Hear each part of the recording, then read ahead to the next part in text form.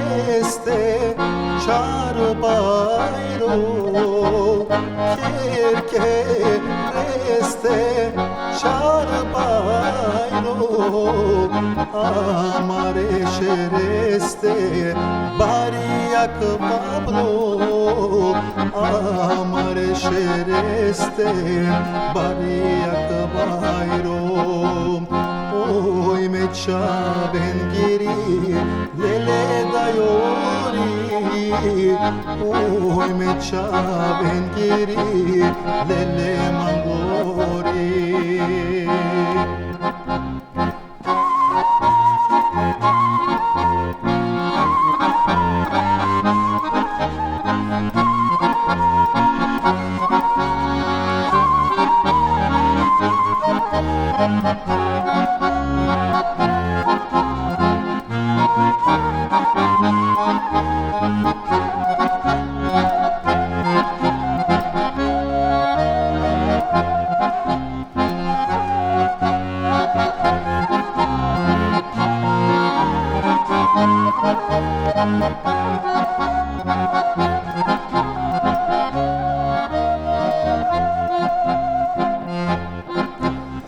Eke kotar kaya vel, eke kotar kaya vel, osano maşkar oy sikavel, osano maşkar oy sikavel. Oy meça ben geri lele dayori, oy meça ben geri lele gulori.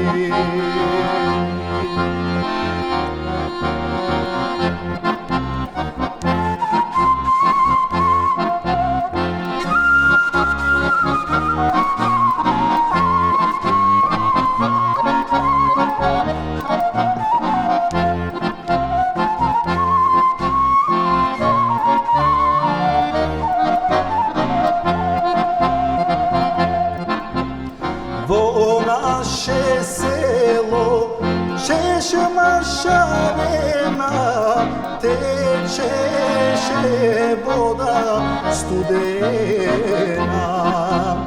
tece voda studena.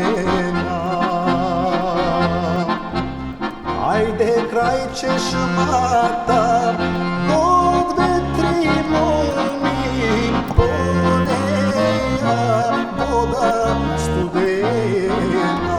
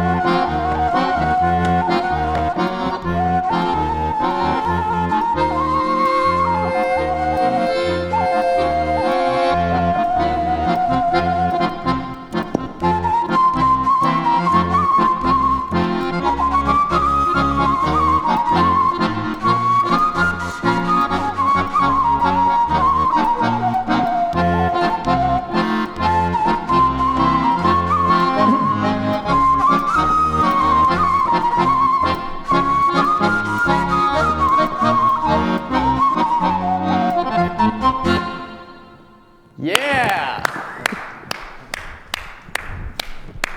Thank you.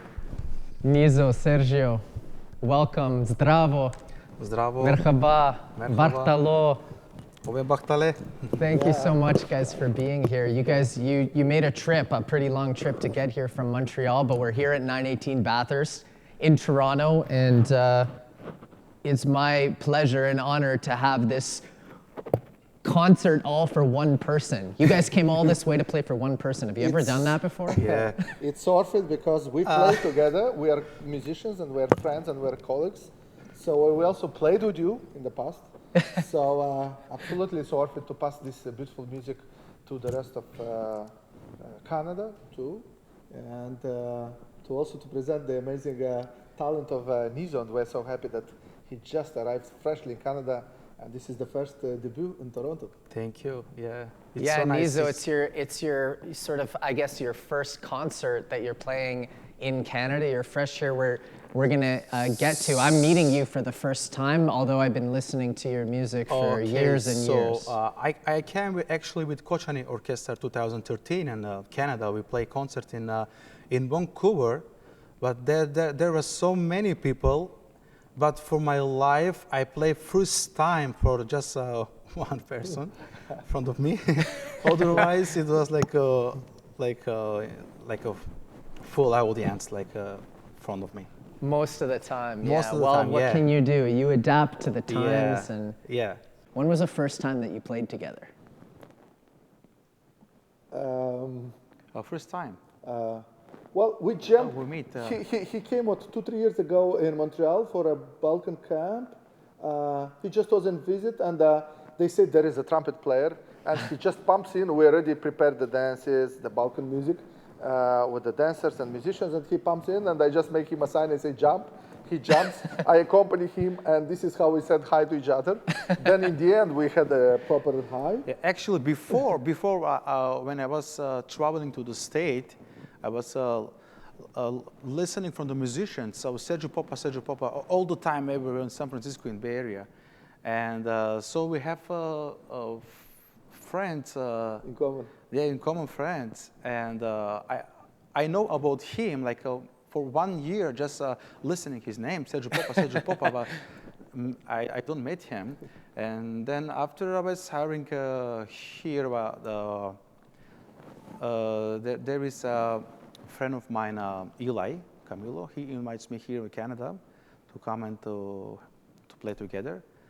And yeah, we just jumping in the, it was workshop. Yes, it was in his house, and he said, guys, play.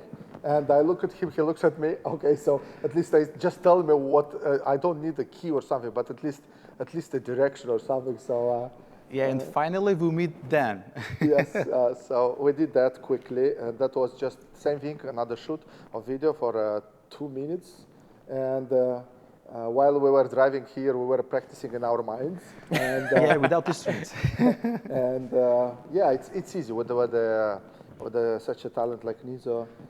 Yeah, and I enjoying to play like together, to play together. You know, Yeah. it's giving me like energy and makes me happy. Yes. Well, we're happy to have you here for sure. It was definitely one of one of the things that I wanted to do is bring some musicians that actually don't play together regularly. You know, that's one of the things that's happened in this pandemic is things have been turned around and we have a chance to do something new. We don't only have to do full-on bands and well-produced and rehearsed stuff, but what happens when you practice in your mind and then get on a stage.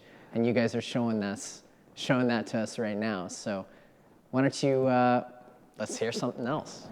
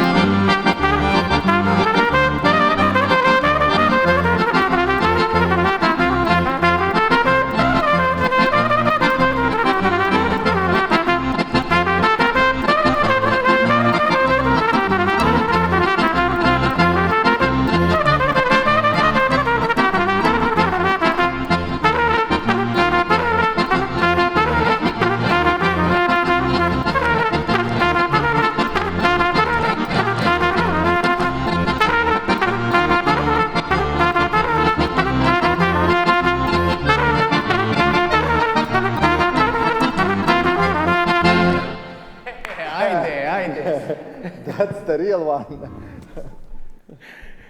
How long have you guys been playing? Like Nizo, tell me about when you started to play trumpet or when you understood that music was going to be something in your life. So actually, I started to play trumpet like the last 4 years. But 4 years. You've been playing that for 4 years. Yeah, 4 years. Yeah, 4 years. Like seriously, like make attention just in trumpets. Before, I was playing baritone, full-time baritone, like for 16 years. I play full-time baritone with Koçani Orchestra. The world famous. Yeah, I play with Koçani Orchestra, full-time baritone. And then I changed to trumpets because everybody says me, okay, you can be also a very good trumpet player, so why you don't change, right? You don't change, like all the time, all the time. Even when I was starting to play the baritone, I was playing trumpet also, but not that much often.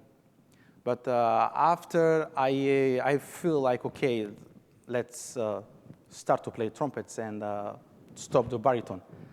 And 2017, I start to play like trumpet, like seriously, and focus at just trumpet, not baritone. Well, it sounds to me like you've been playing your entire life. But I guess that's something like when you have music in you from a very young age, I guess it becomes something that you like. How many instruments do you play? Oh, I play like 8 or 9 instruments, and but not professional, so not like to perform. But if I talk like just one instrument and practice like for 6 months or 1 year, then I can go playing at weddings. Well, I just wanted to add what Nizo saying. I started playing professional, for 3 or 4 years. It's like if you hear him playing the other instruments, I don't know what means professional anymore. The guy rips apart the instruments. I got that impression. I started playing professional. I love that. What's the craziest thing that's ever happened to you at a wedding? This is great that you came up with these questions. I looked, I was thinking of this. There is so many stories, and some of them also are more private. But anyway, we played in so many environments. I wish now everyone has a phone in the pocket, but I wish, let's say 25 years ago, people would have these phones in the hand. You could record so much stuff. I'm staying in front of 300-400 people. They dance outside, the usual stuff in Eastern Europe and Balkan countries.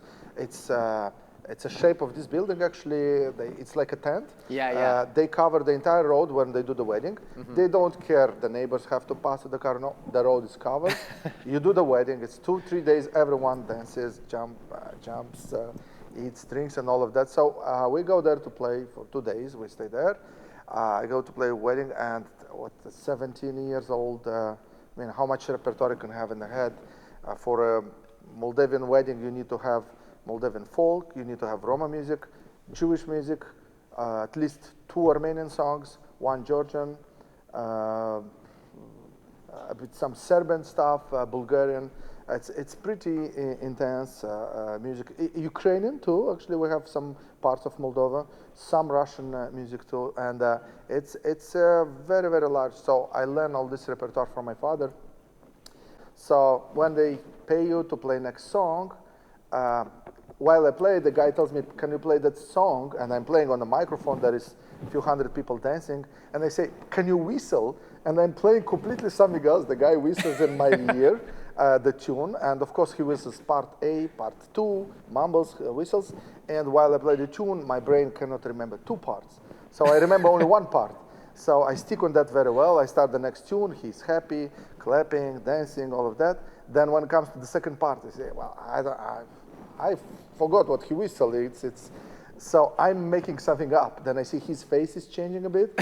Then again, going back to part A. Oh, he's again back happy. So, when you know the style, the tradition well, you feel comfortable that you really can shift from one thing to another. But it's interesting how people think that I know full repertoire, but what I know what's at the base of these styles very well, and I could take like a Whitney Houston song and I could put it in there, just embellish it and change the beat and say, well, this was a beautiful, nice Bulgarian tune, and it's not at all, so because I know the frames, what that culture stands. And you teach all that stuff, and we'll get to that in a second. Yes. But I want to hear Nizo's crazy wedding story first. Yes.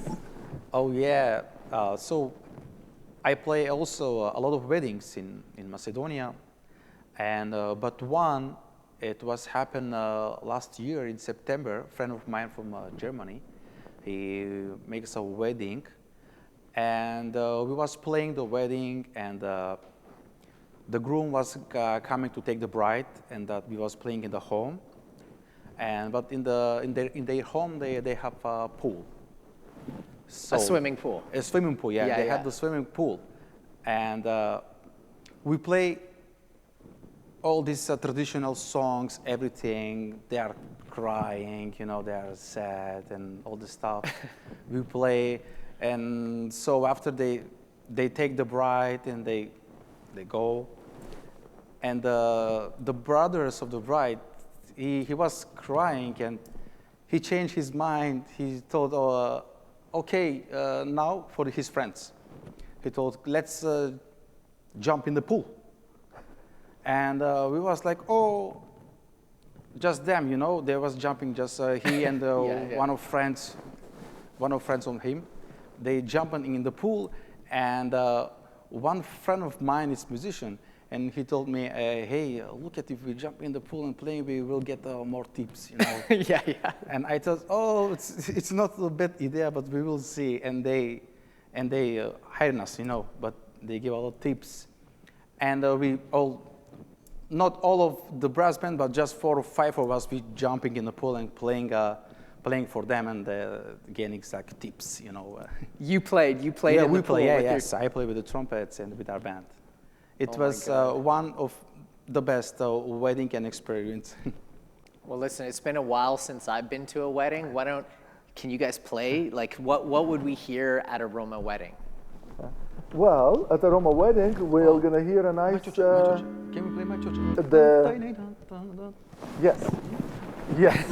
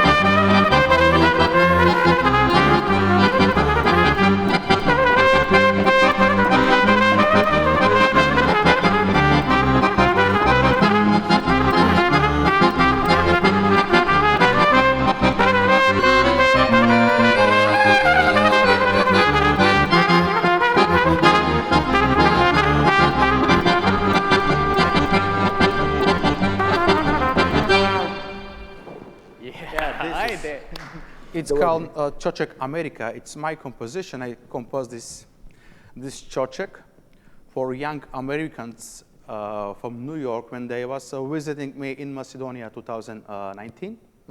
Yeah, they come like 35 students, young from United States of America, and they spend 3 days with me in Stip. And yeah, then I composed this song for them, and very soon it will be recording like officially and I will post it.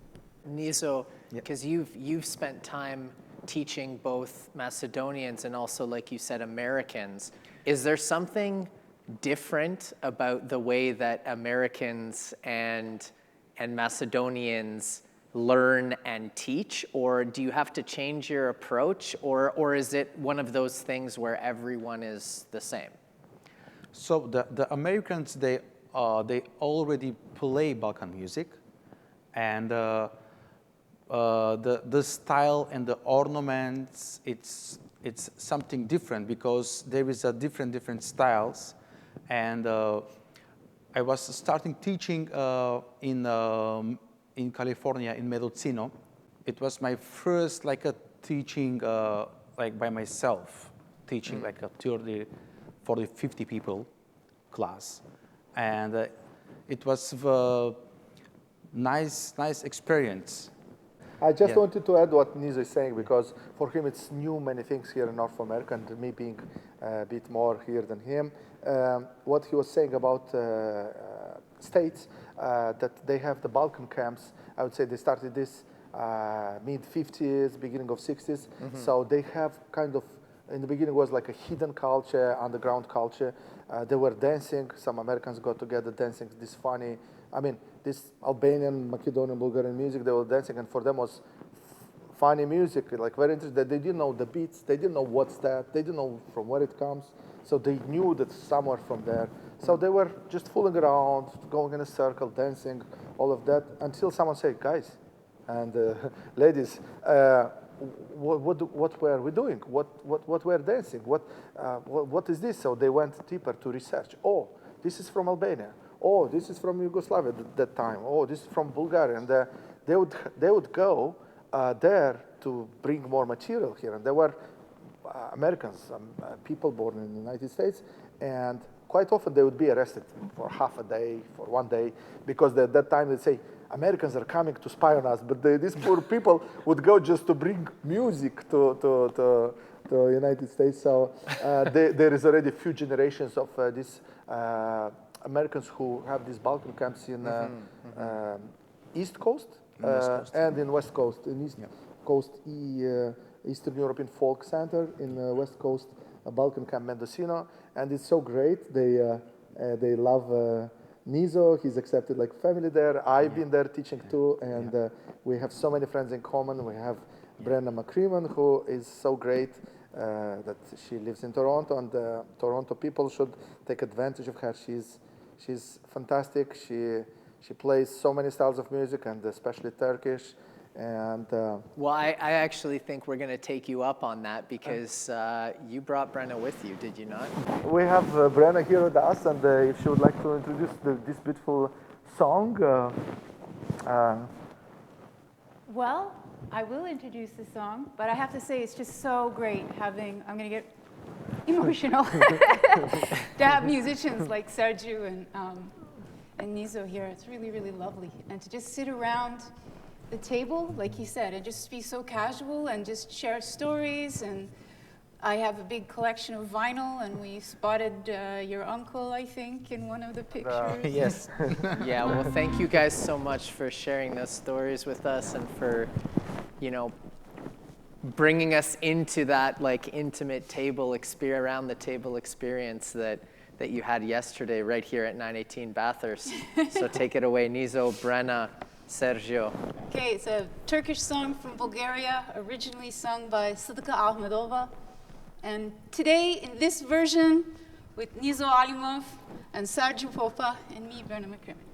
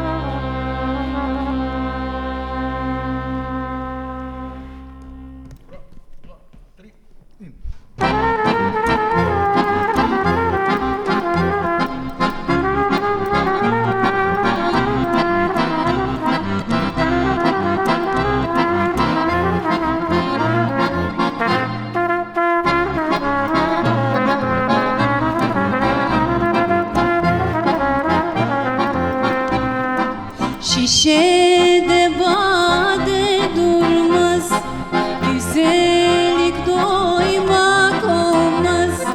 Şişede bade durmaz, güzellik doymak olmaz. Bu elden geliyorum, yolcuya durmak olmaz. Bu elden geliyorum,